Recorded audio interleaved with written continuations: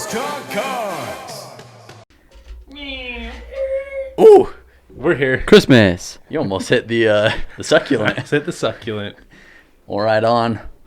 Welcome back to Brothers Talk Cars. Episode 14. Let's go. 14, here we go. Well, I wanted to talk about an article. Wait, hang on. First, buckle up. Gosh, shoot. All right, now Safe go now. ahead. Okay. I wanted to talk about an article that I saw and read through recently. Entitled Japanese Sports Cars That Will Destroy the New Corvette, the C8 Corvette. Okay. So I just wanted to go through this list and talk about some of the cars that they mention and get your opinions on them. So just Japanese cars. Just Japanese cars. And I think that's just because, quality, all that stuff. Mm-hmm. I don't know why they specifically chose the Japanese cars in this, but What do they mean by destroy? Like how fast it is, the I think looks, it's speed all only. over. Oh, okay. speed only. Yeah, I think it's speed only. Okay. I mean, most of these do look fantastic, but I think it's just talking about speed. Okay. First one on the list is the Acura NSX. New or old? It is the new. No. So, no, in my opinion, no. Nope. Speed, maybe. No. No. Off the line, maybe. No. 0 to 60 in 3. No, it's not. It's 3.6 seconds. That's Fleet- slower. Cletus did his in In 2.9. 2.9. So, faster at a top speed of 191. Oh, who cares? So, top speed is where they're aiming with this. Oh, geez. Number 8 is the Nissan GTR Track Edition. Okay. Okay. That's $150,000. Yeah, I was Yeah. going to say that you can get two C8s Yeah. for the price of that. That is $150,000. Okay. Moving on, the Lexus LFA Nürburgring Let's Edition. go. That's $700,000. Okay. Why? Okay. Moving on. I can buy a $700,000 car that'll beat that. I'm hoping most $700,000 I know. cars can beat You can that. buy way cheaper cars that are faster than that. Exactly. A Hellcat is faster. Yeah. Yeah. You know what I mean? Number 6, Nissan GTR R35. $130,000 brand new. Okay. So it's getting lower. Yep. The R35 does look good. I like the R35 a lot. Mm-hmm. Next one, the Nissan R390 GT1. Race car? That's a race It's car. a race car. Oh, okay. I looked up the value of this. It's over $1 million. Why are we comparing a C8 Corvette to $1 million race car. to $1 million race car 'Cause built Japanese as a has Le nothing Mans else. racer?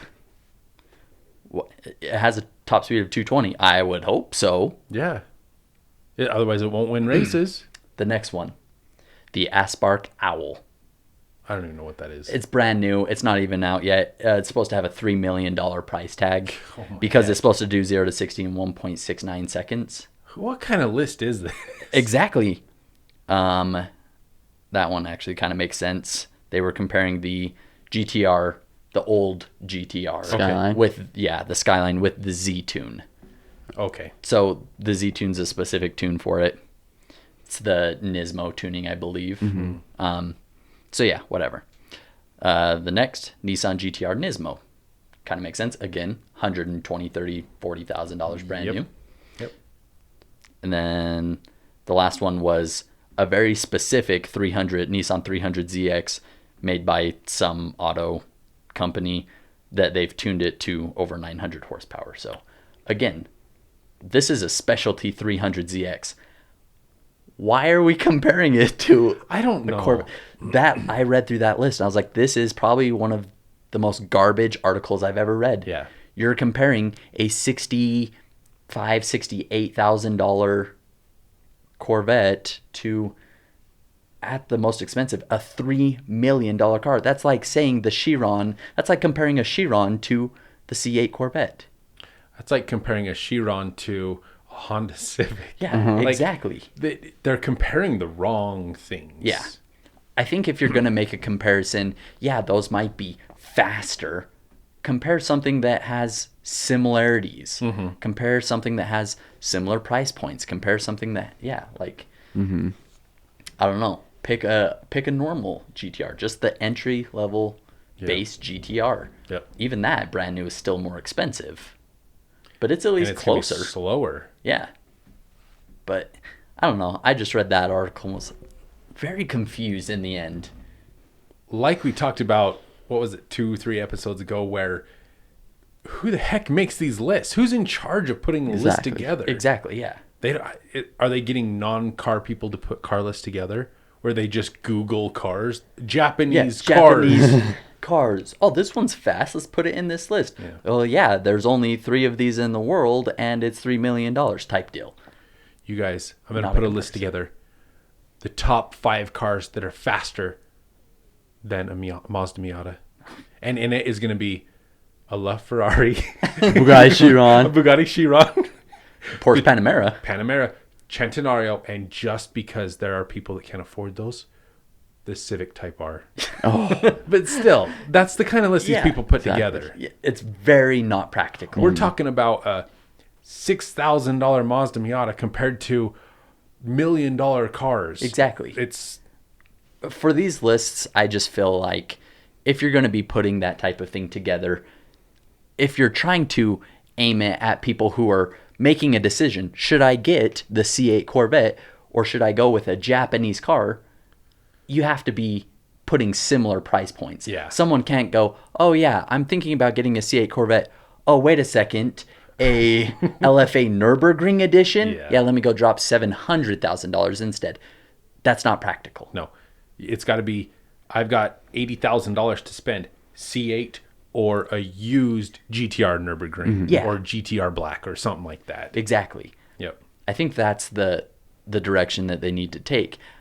I just saw that last night, actually. I read that last night. I was like, this is probably the worst written list I've ever seen. Yeah. Just because very unpractical. I'd be like putting my wife in charge of writing an article where she Exactly. doesn't know. She just Googles. Yeah. I mean, that's the same with any topic. If you don't know a topic and you like, hey, go write an article on Yeah. this, people are just going to like, let me go to Wikipedia. Mm-hmm. that's So- me in my English class right there. That's what all my essays are. Just So- going to Wikipedia. Mm-hmm.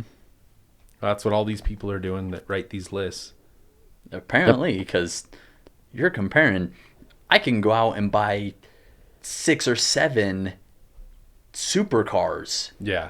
for the price of one of these supercars that they're listing. Yeah. Well, you can go out and get a C8 and a Huracan and a Bentley Bentayga and, Yeah, you for the can- price of one of these Exactly. $1 million cars. You can buy multiple of these. So I just saw that. Thought it was interesting. Thought it was hilarious, actually. Yeah. Just because no comparison. What are you trying to compare here? They're just trying to write an article so they can get paid and go home. to their Apparently. sad life. Apparently. Guys, What? great news. What is it? Amazing news. Okay.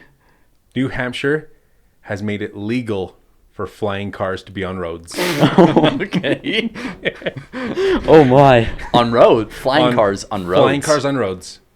But you can't take off and land on a road.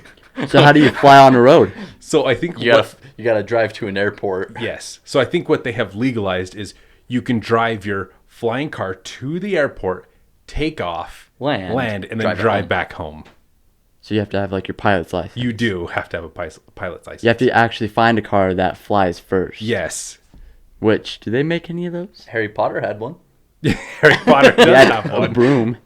He also had a broom. No, Ron had one, actually. It wasn't Harry Potter. Oh, His parents had yeah. the blue Had one. one. But, Welcome to Brothers Talk, Harry Potter. Potter. But I mean, I think we've seen a lot of people talk about flying cars, but nobody's officially come out with one that you could buy I remember and get today. I remember back in like junior high, they had one that had like foldable wings. But I don't think you could buy it today, though. No. Yeah. But if you could, Yeah.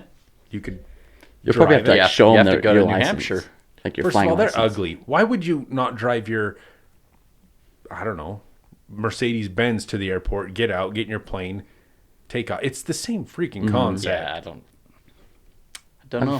There's gonna be a lot of people dead. There's gonna be one weirdo that's like, guess what? I'm driving my flying car. Or like, Yeah, was there there's like gonna one be, person that went to like one of the city town halls or whatever and like, hey, can I do this? There's gonna be idiots like racing and crashing just Yeah. don't know. You're going to see people take off from the road, Yeah. which is illegal. I just don't understand. Or people be why like, this is a thing how close right can now. you get to this building? Okay. So here's the other thing. You can only take off and land and drive it on the roads in New Hampshire. Ooh. Yeah. Where the heck are you going to fly in New I don't know. Hampshire? How many airports are in New I Hampshire? have no idea. Just kidding. There's Sorry probably if you're from New Hampshire. There's probably but plenty. It's really pretty. I've seen pictures, but What if you got caught flying in a different state? you could land it, but then you can't drive, right? if you were far enough away, would you even be able to tell it's a car? Or would you like, yeah, that's a Cessna? Or what's going to happen when you're flying it? Let's say you drive it to the airport, you get on the runway, take off, fly to Vegas, land on a road. Let's say you land on the strip. Mm-hmm. You're driving, cop gets behind you. And you're like, ha ha ha, sucker. Fly You away. Fly Oh. away. How are they going to get you? I mean, cops have helicopters, but But it'll take them a while to get. yeah, That's when they get the jets. They're like, hey, They got Area 51 out there. just have the alien shoot them down. aliens will shoot you down in your Call in the flying aliens. car. We're off the tracks now. We are Let's, really that topic lasted a lot longer oh than my I was gosh. expecting. Yeah, it. I was expecting to be like, you can drive a flying It's like, car now. cool, man. All right, next door, All right. Now you have to like land, get gas, fly off. it's yeah. How does it even take off? You have to have some sort of jet engines on it. New Hampshire just wanted to make the news by legalizing it because That nothing else forgot, ever happens. everyone forgot it existed. Yeah. Rhode Island, you're next. What are you gonna do? Yeah. I feel like Rhode Island's more. You can land your spaceship in your yard now. Perfect. Ooh. Go Rhode Island. Let's talk about Subaru's lineup. So it's pretty much staying the same. Mm-hmm. They're updating the looks for the Impreza, the WRX, the STI, all that kind of stuff. Yeah. And apparently the Crosstrek and the Forester are getting like a more off-road package style, Ooh. Interesting. which is good. Yeah, Because, they need that. you know, people will buy those and then put bigger tires on them, put, you know, better bumpers and Yeah. stuff like that. So it'll be nice to have like a specific off-road package. To have some of those modifications already on your vehicle. But I think for the most part, it's all pretty much staying the same. They're updating some, adding new packages, making them a little bit better. But I think the biggest thing that I want to talk about with Subaru, but also Toyota, is the BRZ, Subaru BRZ or Toyota 86. The 86. Yeah. They released some renderings, some Yes.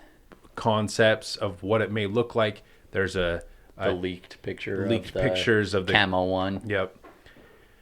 And all I can say is I hope and pray that it doesn't have the front end like the Supra. Yeah. The Toyota 86 rendering did. Yeah. It has that nose that sticks out and makes it, what did you call it? The blobfish. Oh my heck. I don't, it looks like It a looks like a blobfish. blobfish. Yeah. It does. It looks bad. I don't like the front end of them at all. I'm not a huge fan of the Supra. Actually, none of us are, but sorry if you are. The front end of the Supra is ugly. Yeah. It's really bad. And to have the 86 look the same. Yeah. I mean, what's the point of getting a Supra at that point?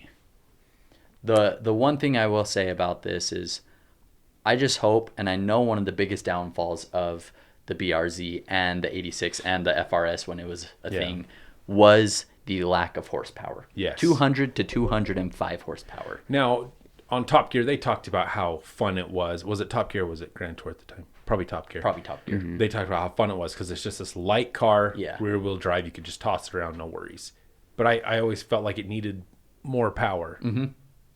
But if you were to put more power, if you were to put a turbocharger into it to increase the power, if you did anything to it to increase the power, how would that affect the performance cars of Toyota and Subaru, like the STI or like the I almost said Subaru, Supra. the Supra, yeah. That GT80 or the Toyota GT86 is going to compete head to head with that Supra. And come in at $15,000-$20,000 less. Uh-huh.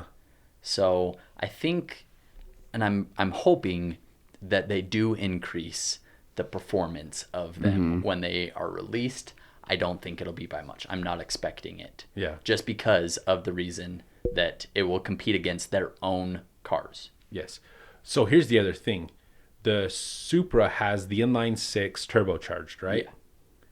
But the GT86, they don't call it the GT86 anymore. It's just the 86 now, Yeah, I right? think they just call it the Toyota 86, but I think, well, at least the badge is just the 86. But I think the official name is still the GT86. Interesting. So the 86, when it comes out, I'm assuming the new one, the 2021 version, will have that flat 4, but it'll probably be turbocharged. Probably. Great engine, not very reliable. But didn't they also say that the Supra was going to be getting a turbocharged 4-cylinder? They did talk about that. So Toyota's competing with itself now. yeah, and I mean, I understand there's not really a huge different market for someone who wants a Supra and someone who wants an 86. They're very similar, also very different. Mm-hmm. But yeah, at that point, I mean, if they have similar performance, why would you choose the Supra just because it has the Supra name in it? Probably. You're going to end up spending more money for it. So I think, I don't know. Like I said, I'm not expecting them to actually increase the horsepower or increase the performance, even though I want them to. I think this is just an exterior redesign. And then they're probably going to get away from the H engine. I hope. I hope so too. I hope they go inline 4 or even 6. But that flat 4, I don't feel like it's a very good engine. No. I mean, it comes straight from Subaru, but it's not super reliable. No. And it hasn't been in these applications for sure. Yeah. Interesting. But also at the same time, that Subaru BRZ isn't going to compete very well with a STI. Just That because STI it's all-wheel drive. Yeah. And, those people want it because who still buys an STI? I don't know. I actually read an article, and I can't remember by who, so I wish I could source it. But I read something saying that that Subaru is the number one selling car brand right now. Really? And the STI was one of the hottest selling cars right now. That you could not find them on lots because by the time the dealership gets it, it is sold within 2 weeks. One of my buddies just bought one. Wow. I mean, don't get me wrong. The STIs are awesome. And they don't make the Evo anymore. Mitsubishi Evo. No, they don't. So, And that was its only competitor, really. yeah. I mean, I'm assuming that they're still quick and fast. It was that nostalgia, the back when Fast and Furious and stuff like that. That's what made them popular. And the fact that they could beat exotic cars off the line and that's what made them really popular. I remember wanting an STI because like early 2000s they STI. were quick, yeah. But now I want an STI to rally. Yeah. But there's other cars out there that'll rally the same or better. It's true. Just don't pick a Ford Focus. Yeah, no Ford Focus. But I would get like the Veloster N. Oh, yeah. Rally that. That would be a sick car. That would be cool. Or even like a Volkswagen GTI. That'd be another good rally car. Yeah. As long as it's all-wheel drive. But anyway, Subaru's doing some good things. Yeah, they are. And like I said, I think ultimately what it comes down to is I hope that they don't do the front end of the Supra. Yeah. I hope it looks like it does now. It's just that nice rounded front end. Yeah. That's what I'm hoping, but I guess we'll see with how quickly the news has spread and how quickly pictures of it have been released. I think we'll know what it looks like soon enough. Yep. Cool. Right on.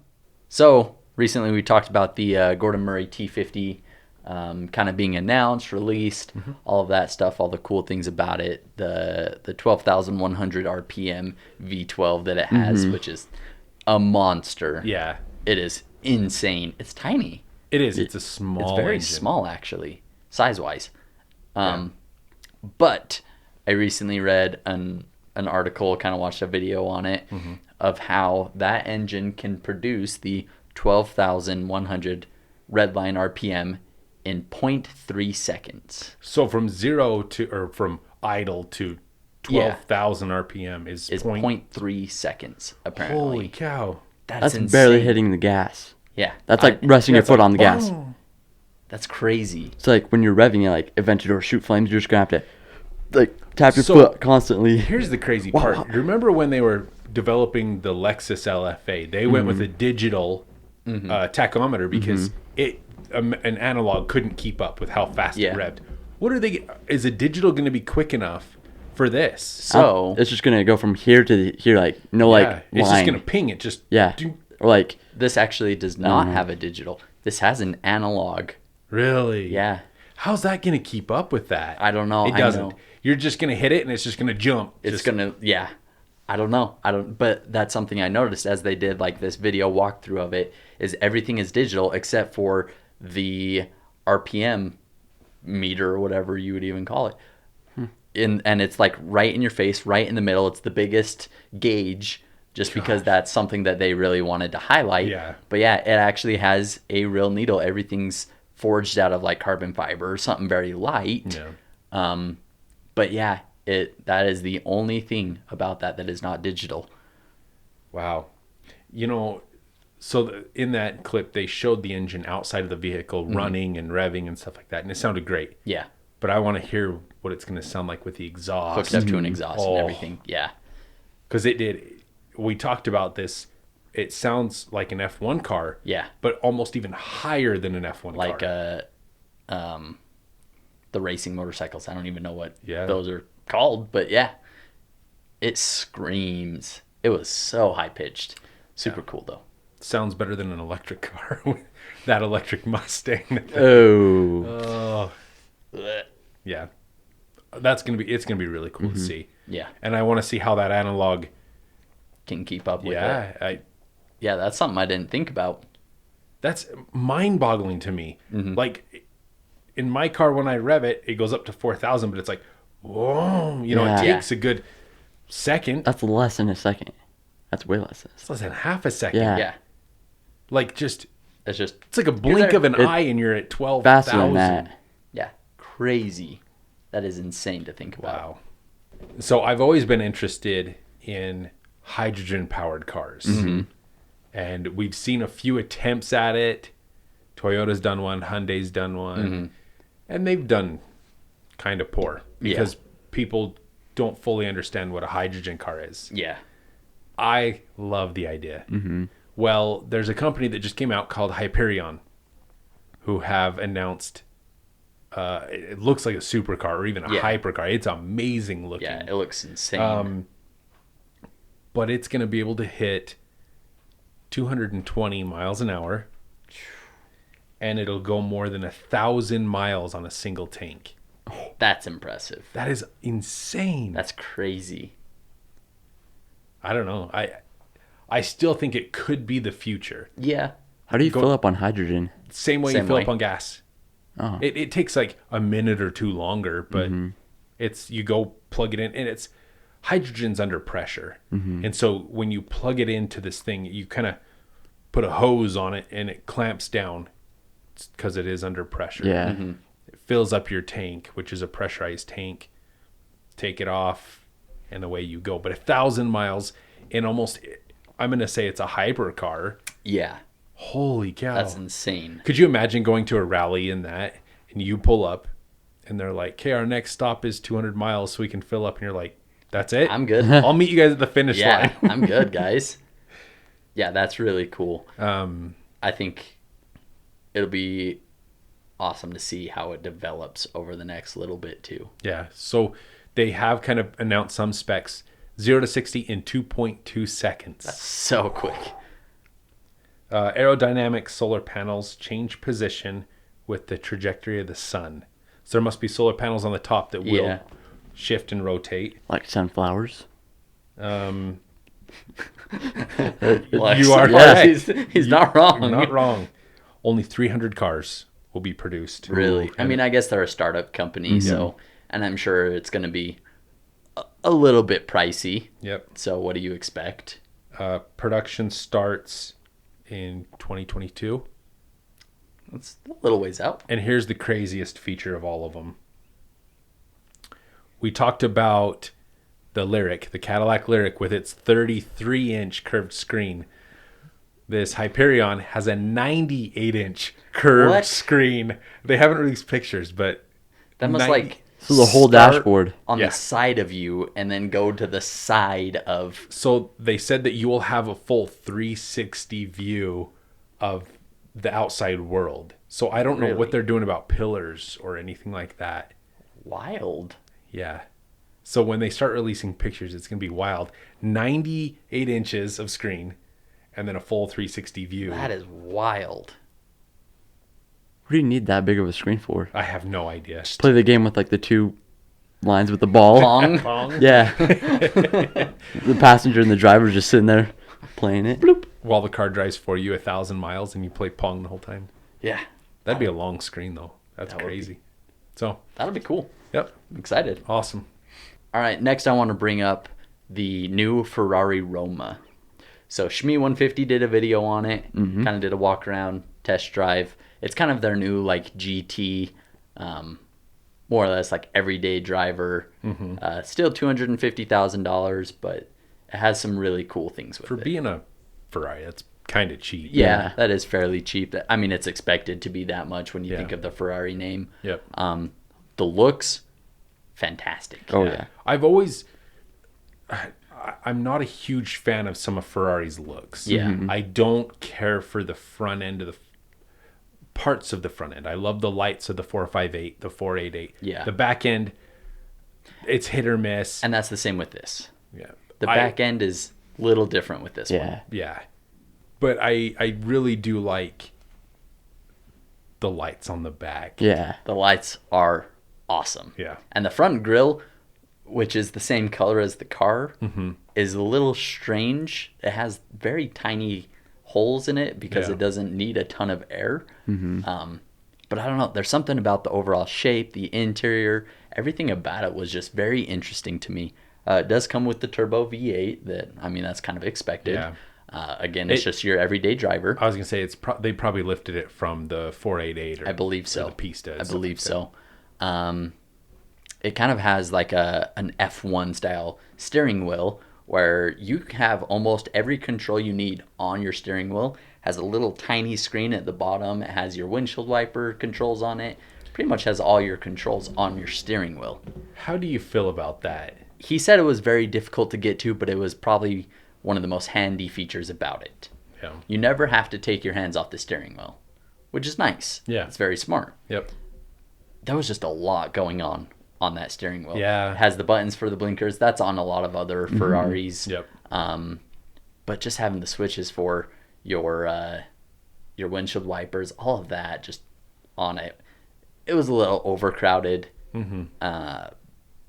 But I think that's just one of just the quirks about it. Yeah.